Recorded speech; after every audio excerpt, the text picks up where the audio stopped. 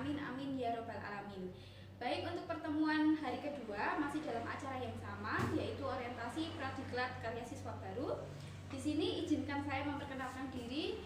Perkenalkan, nama saya Susi Wijayanti. Saya nanti akan menyampaikan materi tentang ilmu kesehatan. Untuk materinya, silakan anak-anak semua bisa menyimpulkan di kertas atau di buku yang nantinya akan dibuat tugas. Baik, langsung ke materi ilmu kesehatan. Jadi nanti saya akan memberikan gambaran di mana karya siswa selama 1 tahun ini akan belajar tentang ilmu kesehatan. Nah, langsung saja untuk yang slide pertama, yaitu kita membahas tentang pengertian atau definisi. Jadi apakah itu tentang pengertian ilmu kesehatan? Jadi kalian harus tahu dulu apa sih artinya sebelum kita belajar lebih jauh. Baik, pada slide ini saya akan menjelaskan tentang pengertian dari ilmu kesehatan. Menurut Winslow tahun 1958, ilmu kesehatan itu yaitu merupakan ilmu yang mempelajari tentang sebuah seni. Seni yang mempelajari tentang bagaimana cara mencegah sebuah penyakit, kemudian bagaimana cara untuk memperpanjang masa hidup, dan juga meningkatkan kesehatan fisik dan mental. Nah, nanti akan saya jelaskan lebih detailnya tentang apa itu kesehatan fisik dan apa kesehatan mental. Nah, untuk selanjutnya, slide kedua, di sini kita akan belajar tentang tujuan ilmu kesehatan. Mengapa sih kita harus mempelajari tentang ilmu kesehatan? Nah, di sini tujuannya akan saya urai. Yang pertama yaitu mengetahui tingkat masalah kesehatan. Jadi di suatu wilayah nanti kita akan mengenal seberapa banyak kasus atau masalah kesehatan tersebut. Kemudian yang kedua yaitu mempelajari secara mendalam penyebab suatu penyakit, atau dalam medisnya nanti kita mengenal yaitu etiologi. Jadi etiologi itu kita mempelajari apa sih penyebab dari sebuah penyakit, mengapa penyakit itu bisa timbul dan lain sebagainya. Kemudian yang ketiga yaitu mengetahui proses perjalanan penyakit. Nah, proses ini akan digambarkan seperti narasi atau cerita bagaimana kita bisa menemukan sebuah penyakit dan bagaimana cara penanganannya. Kemudian yang keempat yaitu meningkatkan upaya pengobatan suatu penyakit. Jadi setelah kita tahu apa itu penyakitnya, baru kita akan melakukan bagaimana upaya untuk menyembuhkan dengan cara pengobatan. Jadi ini adalah tujuan dari mempelajari ilmu kesehatan. Selanjutnya, slide yang ketiga yaitu perkembangan kesehatan di Indonesia. Bisa saya jelaskan, di sini adalah urut-urutannya bagaimana Indonesia itu bergerak di bidang kesehatan. Awal mulanya pada abad ke-19, ya, banyak penyakit menular di Indonesia, di mana penyakit menular ini banyak sekali yang menyebabkan kematian. Contohnya seperti penyakit cacar, kemudian pes, kolera, dan lain sebagainya. Nah, karena terlalu banyak kasus seperti itu dan diimbangi oleh angka kematian bayi dan juga ibu bersalin sangat tinggi, kemudian diadakanlah pelatihan dukun bayi, karena zaman dulu belum ada bidan atau belum ada rumah sakit yang menangani khusus untuk persalinan, sehingga dilatihlah para ibu-ibu yang mempunyai keahlian untuk pelatihan dukun bayi. Kemudian pada tahun 1851 di Sofia berdirilah sekolah dokter, di mana sekolah dokter ini adalah sekolah pertama kali yang ada untuk dunia kesehatan, khususnya untuk dokter. Kemudian pada tahun 1967 berdirilah puskesmas. Jadi puskesmas di Indonesia mulai berdiri dari satu wilayah ke wilayah yang berikutnya. Kemudian pada tahun 1984 dari puskesmas ini dia mengembangkan kembali untuk pelayanan posyandu. Jadi posyandu ini memang dari tahun 1984 itu sudah dibagi untuk posyandu lansia dan untuk posyandu balita. Mungkin sekarang sudah berkembang dan jelas berbeda. Dahulu pada awal abad 19 otomatis kesehatan di sini belum berkembang seperti saat ini. Mungkin saat ini karya siswa semua sudah bisa menyimpulkan bahwa kesehatan di sini sudah mulai meluas dari rumah sakit yang tadinya hanya ada tipe D, kemudian kita sudah mengenal ada rumah sakit tipe C, kemudian B, A, dan lain sebagainya. Dan dapat disimpulkan bahwa dari tahun ke tahun perkembangan dari kesehatan di Indonesia semakin maju.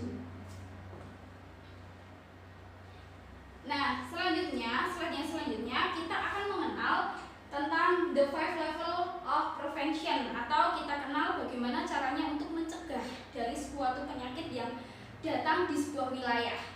Nah, yang pertama itu kita akan melakukan upaya promotif, di mana upaya promotif di situ pengertiannya adalah meningkatkan upaya pemahaman kesehatan.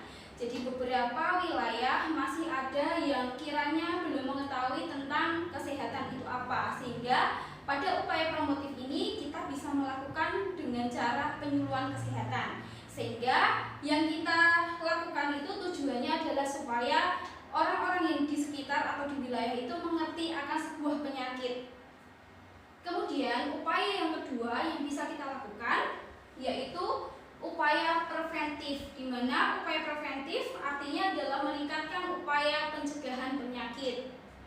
Nah, untuk penjelasannya, meningkatkan upaya pencegahan penyakit bisa dilakukan dari kesehatan lingkungan. Contohnya seperti membersihkan lingkungan, kemudian yang kedua misalkan kebersihan perorangan. Contohnya adalah mandi 2 kali sehari, kemudian gosok gigi dan lain sebagainya. Itu adalah salah satu upaya di mana bisa meningkatkan untuk pencegahan penyakit. Kemudian yang ketiga yaitu upaya protektif. Upaya protektif yaitu meningkatkan perlindungan terhadap penyakit. Bagaimana caranya supaya penyakit itu tidak datang ke kita, ke tubuh kita, sehingga nanti kita bisa mencontohkan, nanti bisa misalkan melakukan imunisasi dan lain sebagainya. Kemudian selanjutnya yang keempat adalah upaya kuratif, di mana upaya kuratif ini mempunyai arti yaitu upaya penyembuhan terhadap penyakit. Jadi seseorang yang sudah terkena penyakit, kita di situ akan membantu bagaimana cara pengobatannya, bagaimana cara penyembuhannya. Itu nanti masuk pada upaya kuratif. Kemudian yang terakhir adalah upaya rehabilitatif. Dari kata rehab yang artinya adalah pemulihan. Nah, di sini adalah tahap terakhir. Tahap terakhir yaitu tahap pemulihan atau upaya pemulihan. Jadi dari tahap yang awal tadi upaya promotif, kemudian berakhir di upaya rehabilitatif. Jadi rehabilitatif ini adalah upaya yang kita lakukan untuk pemulihan pasien, kemudian diterjunkan lagi ke masyarakat. Jadi ini adalah the 5 level of prevention. Jadi ada 5 upaya yang bisa kita lakukan untuk mencegah suatu penyakit serta untuk mengobati, di mana jika penyakit itu sudah menyerang seseorang atau pasien. Nah, selanjutnya usaha-usaha pengorganisasian masyarakat. Jadi dalam ilmu kesehatan nanti kita akan berperan tidak hanya sendiri, tapi kita mempunyai atau kita perlu dukungan untuk yang lainnya, termasuk dukungan dari masyarakat. Bagaimana suatu wilayah itu bersih, bagaimana suatu wilayah itu bisa bebas dari penyakit, otomatis kita perlu bantuan dari masyarakat sekeliling.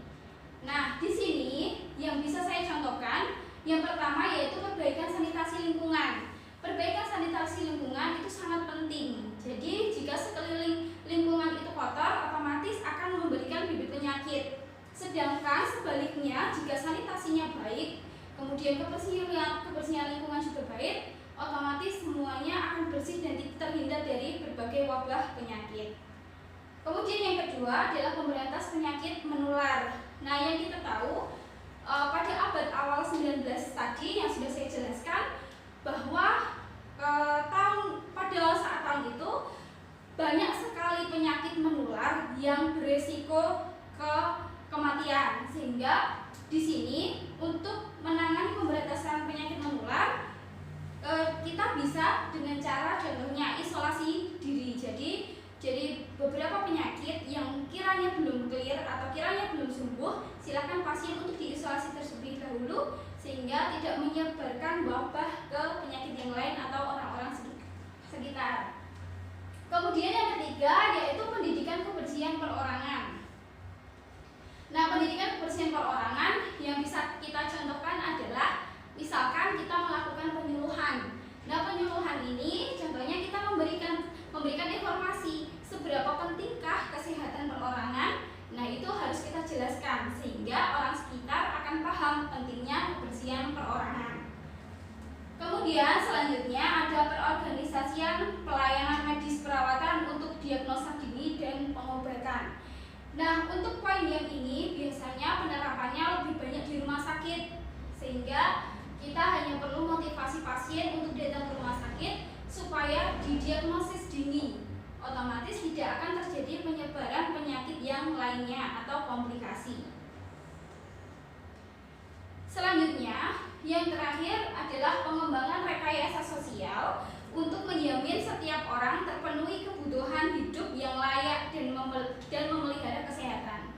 Jadi di sini hubungannya dengan sosial masing-masing. Jadi otomatis kita juga perlu kerjasama dari pemerintah bagaimana agar sosial setiap orang atau setiap penduduk itu bisa teratasi sehingga nanti akan berperan untuk kesehatannya juga.